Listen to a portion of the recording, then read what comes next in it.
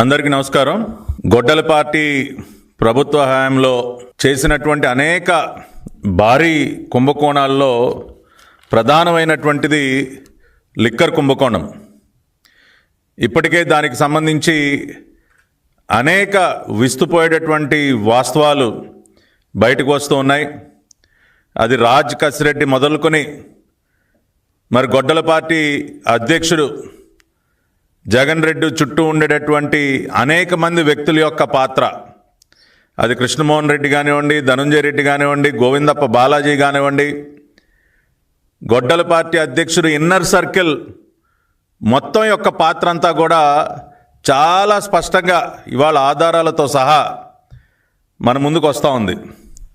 ఈ రోజున లేటెస్ట్గా ఇంకొక కీలక వ్యక్తి, గొడ్డలి పార్టీ అధ్యక్షుడికి ఒక రకంగా షాడోలాగా వ్యవహరించేటటువంటి వ్యక్తి యొక్క పాత్ర కూడా బయటపడింది. ఇవాళ గొడ్డలి పార్టీలో ఎవరిని అడిగినా చెప్తారు, మీ అధ్యక్షుడి యొక్క నీడ ఎవరు అంటే వచ్చేటటువంటి సమాధానం కేఎన్ఆర్. గొడ్డలి పార్టీ అధ్యక్షుడు నీడ ఎవరన్న ప్రశ్నకి యూనివర్సల్ ఆన్సర్ కేఎన్ఆర్, కె నాగేశ్వర్ రెడ్డి. మరి అటువంటి జగన్ రెడ్డి నీడ యొక్క పాత్ర ఇవాళ ఆధారాలతో సహా బయటపడినటువంటి పరిస్థితి. ప్రాథమిక విచారణలో ప్రాథమిక దర్యాప్తులోనే దాదాపు 3,500 కోట్ల రూపాయల భారీ కుంభకోణం, ఈ లిక్కర్ కుంభకోణం, గొడ్డలి పార్టీ హయాంలో జరిగినటువంటి లిక్కర్ కుంభకోణం యొక్క విలువ దాదాపు 3,500 కోట్లని ప్రాథమిక దర్యాప్తులో తేలుతా ఉంది. మరి ఇన్ని వేల కోట్ల రూపాయల సొమ్ములు రకరకాల వ్యక్తుల ఖాతాల్లోకి ఏ విధంగా వెళ్ళాయో, మరి ఆ రోజున ఏపీ బెవరేజెస్ కార్పొరేషన్ ఎండీగా ఉండి అన్నీ తానే వ్యవహరించినటువంటి వాసుదేవ్ రెడ్డి ఖాతాలోకి ఏ విధంగా వెళ్ళినాయో, ఇవన్నీ కూడా ఆధారాలన్నీ బయటకు వస్తూ ఉన్నాయి. అటువంటి సందర్భంలో జగన్ రెడ్డి ఆత్మ కేఎన్ఆర్కి సంబంధించి ఆయన యొక్క ఆస్తుల చిట్టా, ఆయన బ్యాంకు ఖాతాల్లో బయటపడినటువంటి నగదు, ఆయన భార్య యొక్క బ్యాంకు ఖాతాల్లో జరిగినటువంటి లావాదేవీలు ఒకసారి చూసినట్లయితే కళ్ళు బైర్లు గమ్మాల్సింది ఎవరికైనా. ఈ మధ్య ఎక్కువగా మా పార్టీ జాతీయ అధ్యక్షులు నారా చంద్రబాబు నాయుడు గారు ఒక పేదరికం లేనటువంటి సమాజ నిర్మాణం కోసం కంకణం కట్టుకుని P4 అనేటటువంటి ఒక పథకానికి ఆయన రూపకల్పన చేశారు. Public private people partnership, P4 మనందరికీ తెలుసు. ఇప్పటికే దాదాపు 20 లక్షలకు పైబడి బంగారు కుటుంబాలని గుర్తించి, బడుగు బలహీన వర్గాల్లో ఉన్నటువంటి పేదలను గుర్తించి ఆ కుటుంబాలని పైకి తీసుకురావటం కోసం ఆ ప్రక్రియ జరుగుతూ ఉంది. దాదాపు 11 లక్షల కుటుంబాలను ఇప్పటికే దత్తత తీసుకున్నారు. అది P4. చంద్రబాబు నాయుడు గారి vision zero poverty, P4 public private people partnership. కానీ మన గొడ్డలి పార్టీకి కూడా ఒక P4 ఉందండోయ్. గొడ్డలి పార్టీకి కూడా ఒక P4 పథకం ఉంది. ఏంటి గొడ్డలి పార్టీ P4? పవర్ ప్రాపర్టీ పైసా పార్ట్నర్షిప్. గొడ్డలి పార్టీ P4 ఏంటా అంటే అది పవర్ ప్రాపర్టీ పైసా పార్ట్నర్షిప్. అధికారాన్ని అడ్డం పెట్టుకొని అడ్డగోలుగా ఆస్తులు సంపాదించటం, ఖజానాలో సొమ్ములు నింపుకోవటం అనేది గొడ్డలి పార్టీ P4, పవర్ ప్రాపర్టీ పైసా పార్ట్నర్షిప్.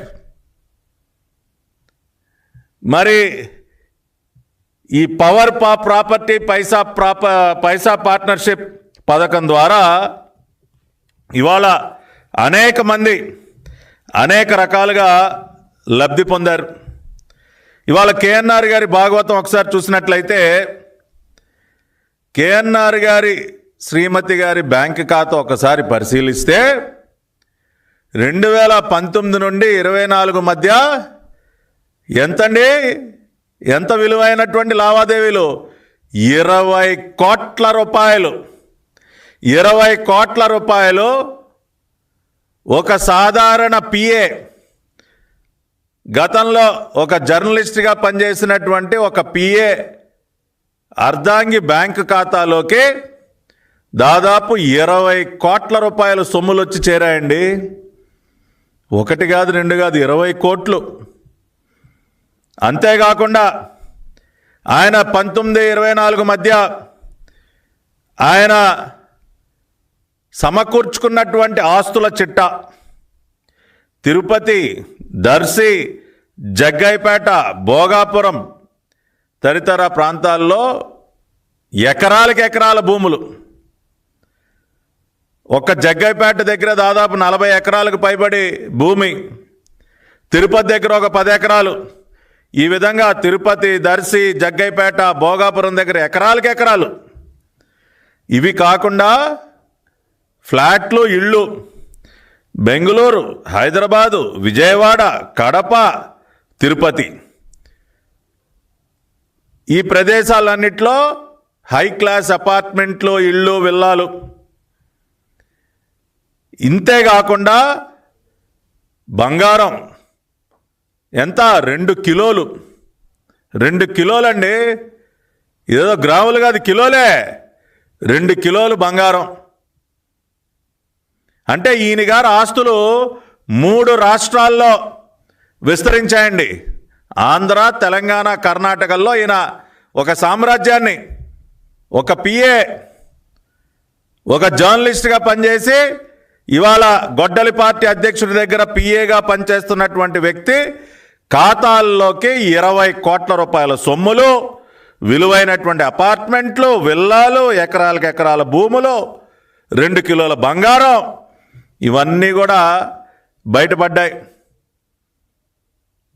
సిట్ వారు విచారిస్తూ ఉన్నారు. సిట్టు విచారణ జరుగుతున్నటువంటి సందర్భంలో ఇవాళ గొడ్డలి పార్టీ అఫీషియల్ పాంప్లెట్, వారి యొక్క అవినీతి రోత పత్రిక, సాక్షిలో వాళ్ళు ఏమని రాశారో ఒకసారి చదువుదామండి. ఈరోజు వాళ్ళ అవినీతి రోత పత్రికలో రాసినటువంటిది చదువుతా ఉన్నా. కేఎన్ఆర్ పై నిరాధారణ ఆరోపణలతో దుష్ప్రచారం.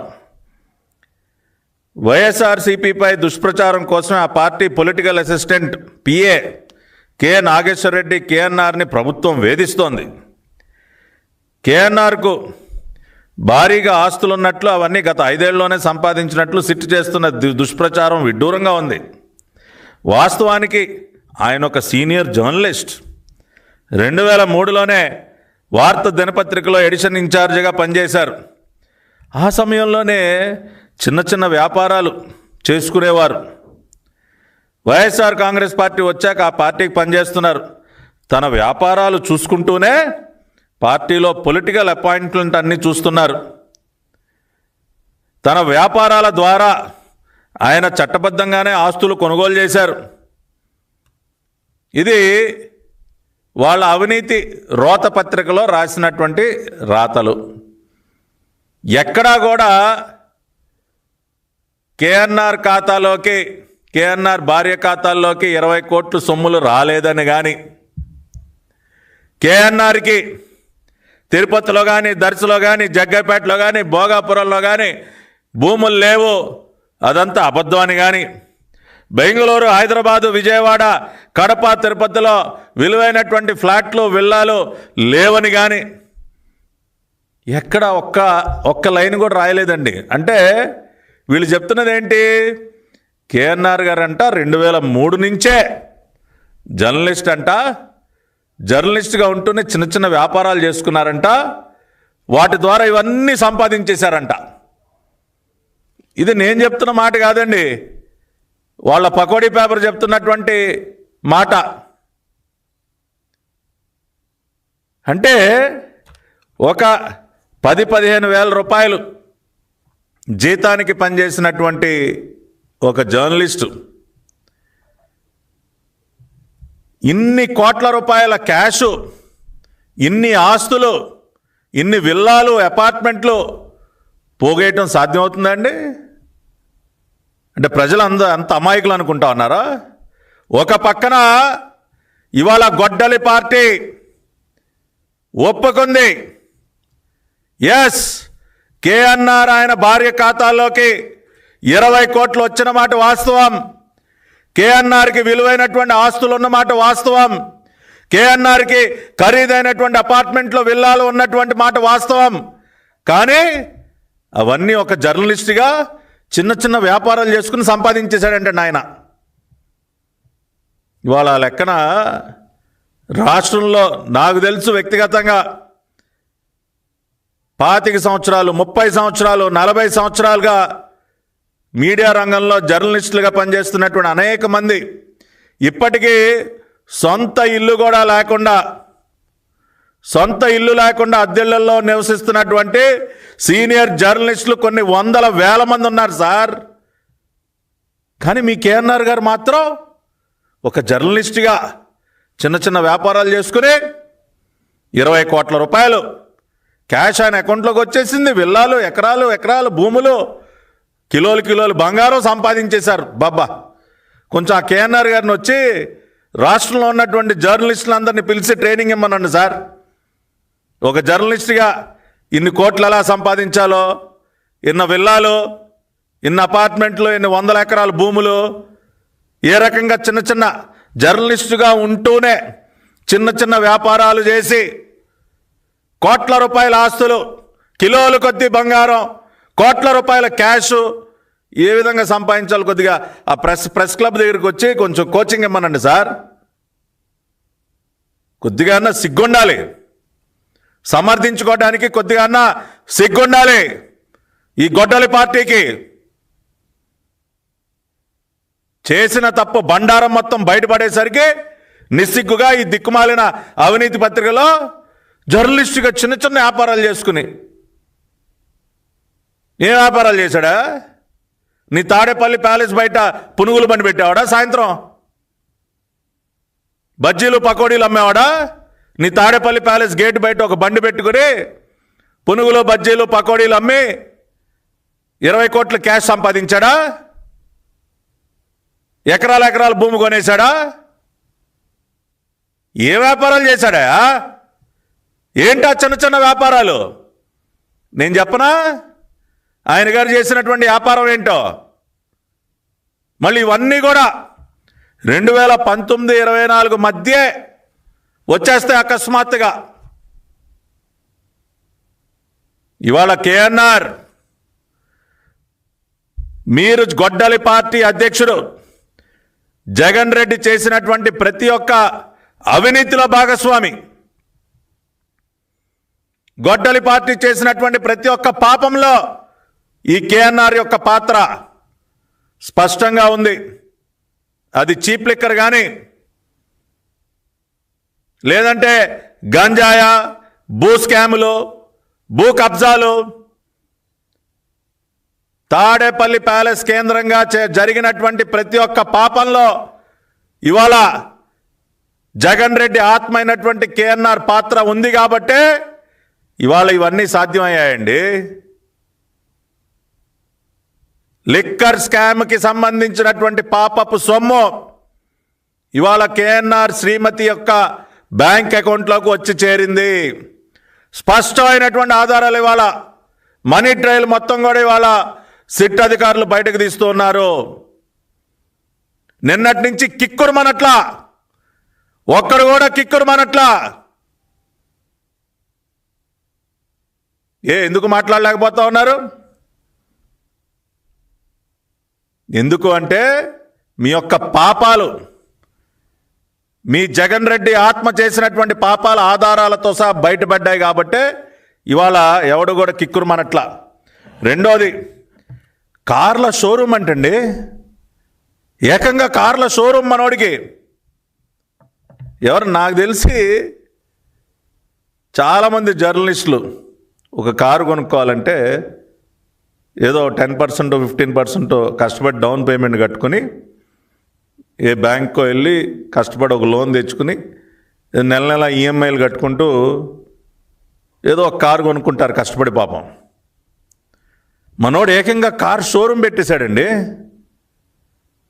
ఏకంగా కార్ షోరూమే, అది కూడా దేశంలోనే ఒక అత్యధిక కార్లు అమ్మేటటువంటి హ్యుండై కంపెనీ యొక్క షోరూమ్కి యజమాని అయిపోయాడు. అది కూడా 2019 తర్వాతే. ఇవాళ ఒక సాధారణ జర్నలిస్టు ఒక కారు కొనుక్కోవటమే గగనం అండి. చాలామంది ఇప్పటికీ 2 వీలర్ల మీద తిరుగుతూ ఉంటారు. నాకు తెలిసినటువంటి జర్నలిస్టులు 90% మంది ఇంకా ఒక 2 వీలర్ మీద కష్టపడి ఎండనక వాననక తిరుగుతూ ఉంటారు సార్.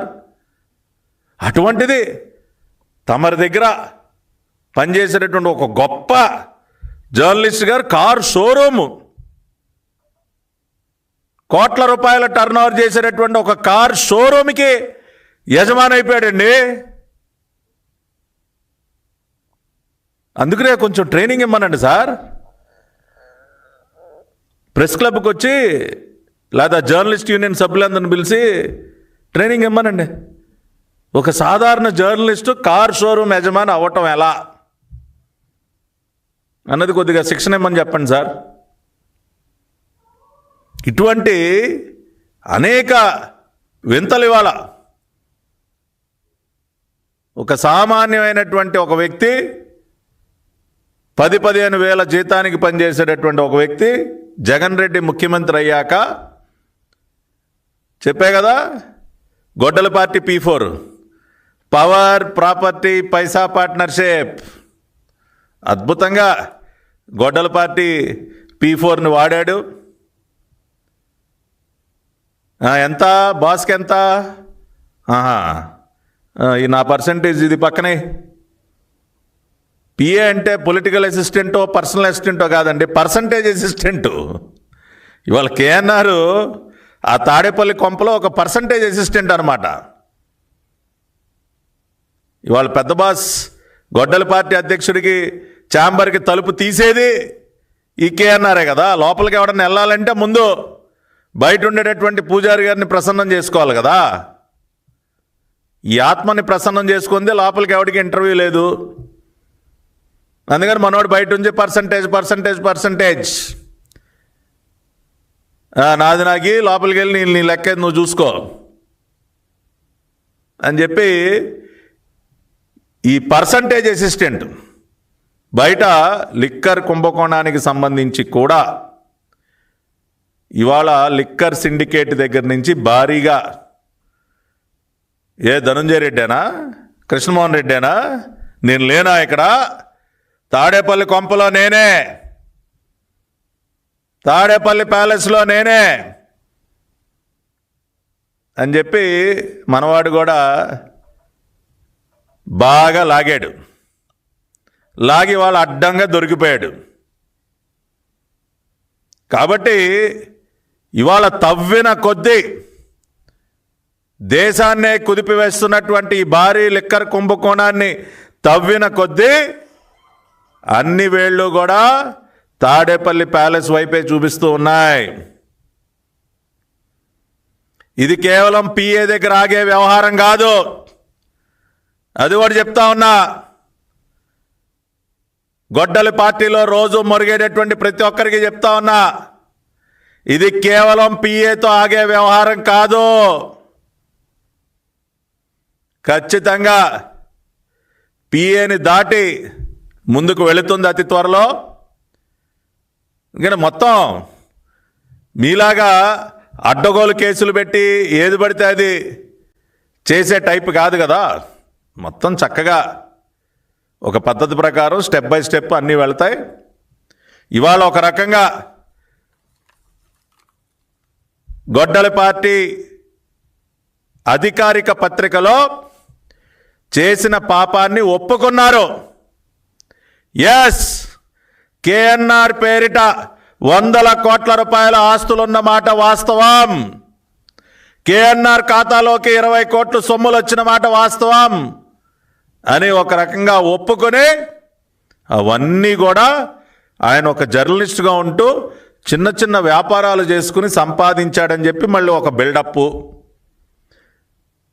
ఒక దిక్కుమాలిన బిల్డప్ ఇవాళ ఇచ్చి సిట్ దర్యాప్తును ఒక రకంగా సర్టిఫై చేసేశారు. మావాడు వేసిన మాట వాస్తవం, కానీ అవన్నీ కూడా చిరు వ్యాపారాలు. ఎందుకంటే కాదనలేరు కదా ఇవాళ. ఎట్లా కాదు, ఇప్పుడు కేఎన్ఆర్ నేను కూర్చోబెట్టి అడిగారు ఏదన్నా కాదనగలడా? It is on paper. Money has come into the bank accounts of KNR and his wife.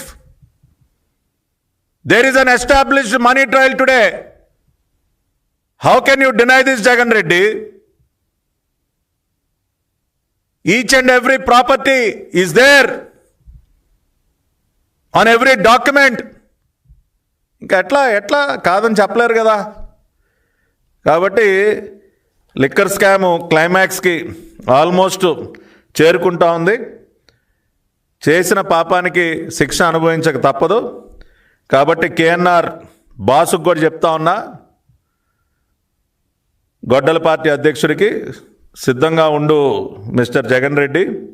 ఎందుకంటే ఇన్ని కఠోరమైనటువంటి వాస్తవాలు బయటకు వచ్చిన తర్వాత కొన్ని వేల మంది ప్రాణాలు బలిగొని, ప్రజల ప్రాణాలని బలిగొని సంపాదించినటువంటి రక్తపు సొమ్మిది.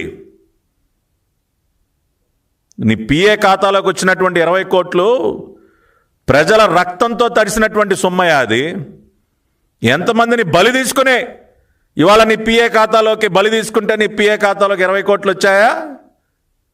ఎంతమంది ప్రాణాలు గాల్లో కలిపేసి ఈ సొమ్ములు సంపాదించారు మీరు. కాబట్టి ఖచ్చితంగా మీరు చేసినటువంటి పాపానికి కఠినమైనటువంటి శిక్షలు పడి తీరాల్సిందే, పడతాయి కూడా.